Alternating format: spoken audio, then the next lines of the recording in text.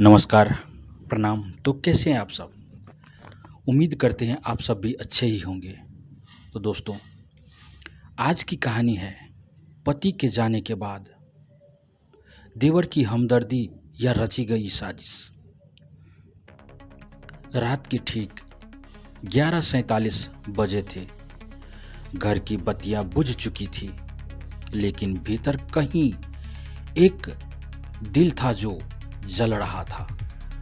खामोशी में, सवालों में, डर में, शहर के बाहरी इलाके में बसा वो 2 मंजिला मकान बाहर से बिल्कुल साधारण लगता था, मगर उसी घर की दीवारों के भीतर एक ऐसी कहानी जन्म ले रही थी जिसे सुनने वाला एक बार सुने तो बार बार सुनने का मन करे और हर बार अंत से डर लगे।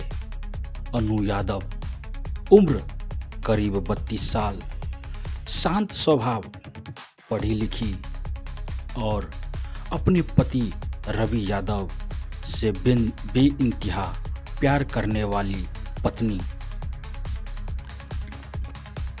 रवि एक प्राइवेट कंपनी में काम करता था।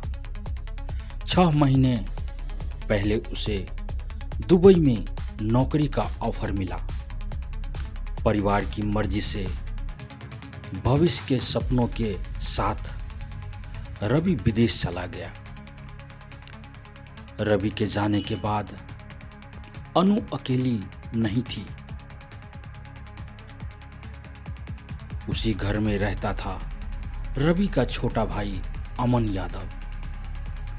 अमन उम्र 26 साल, दिखने में स्मार्ट, बोलने में मीठा और हर किसी की नज़रों में सीधा साधा लड़का।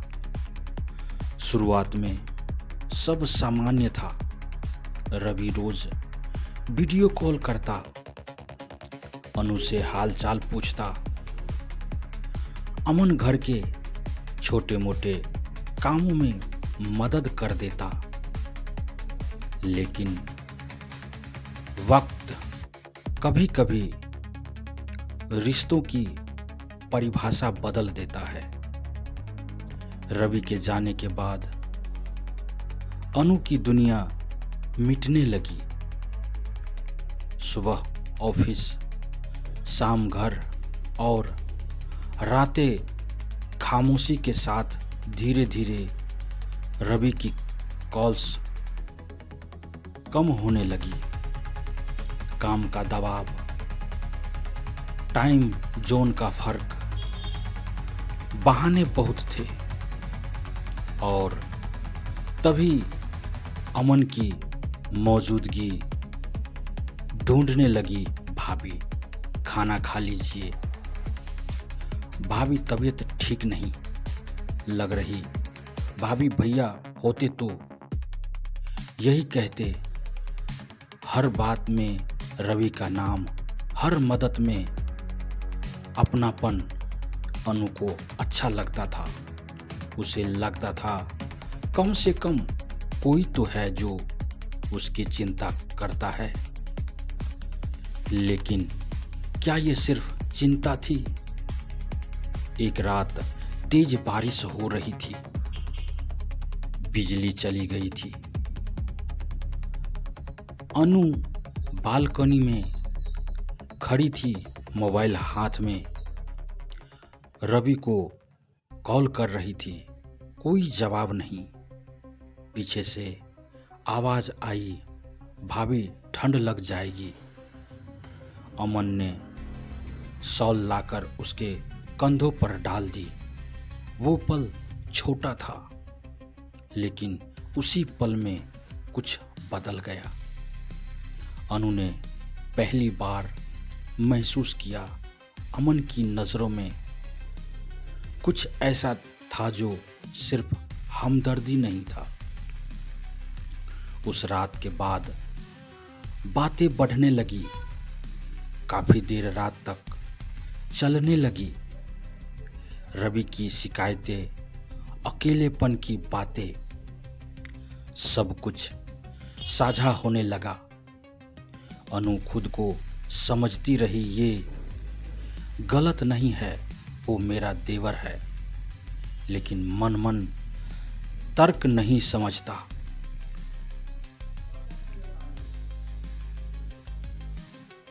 पड़ोसियों ने नोटिस करना शुरू किया।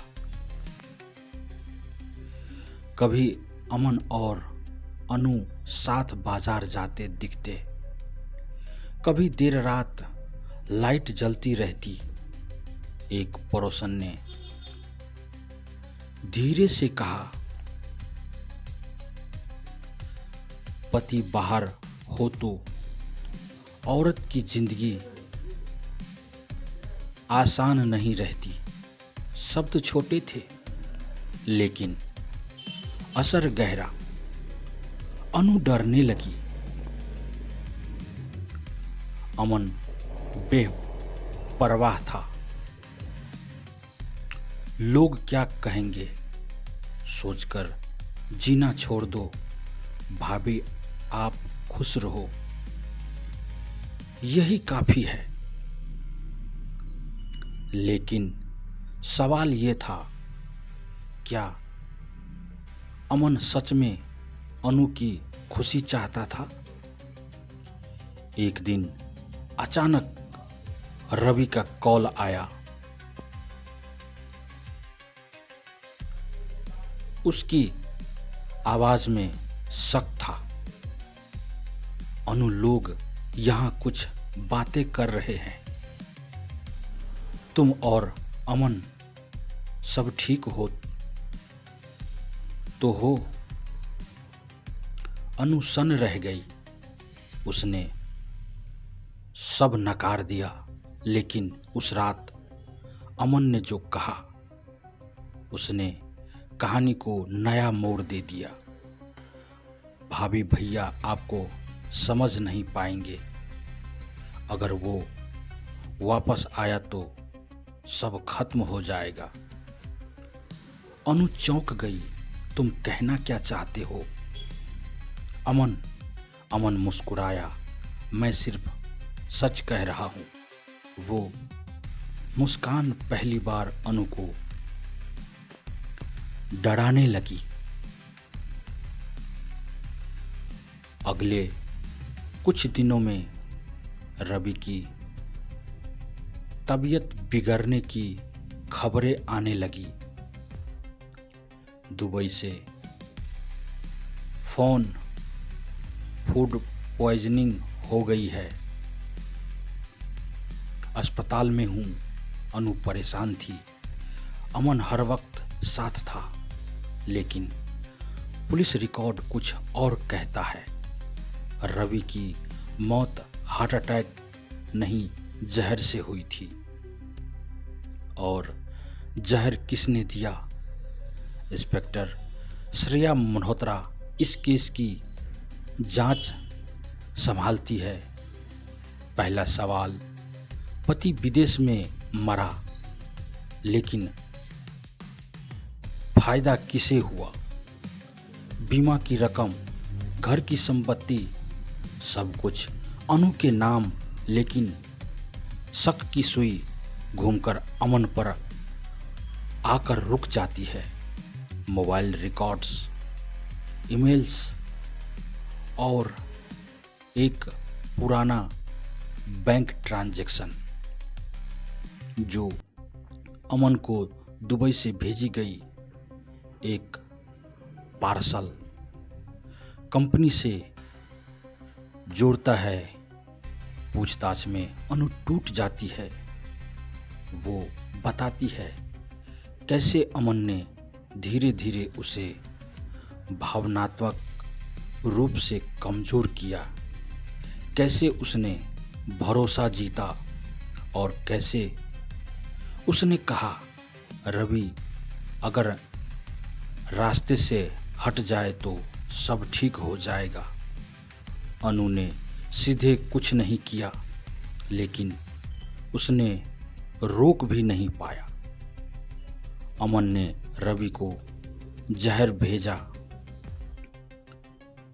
हेल्थ सप्लीमेंट के नाम पर अमन गिरफ्तार होता है।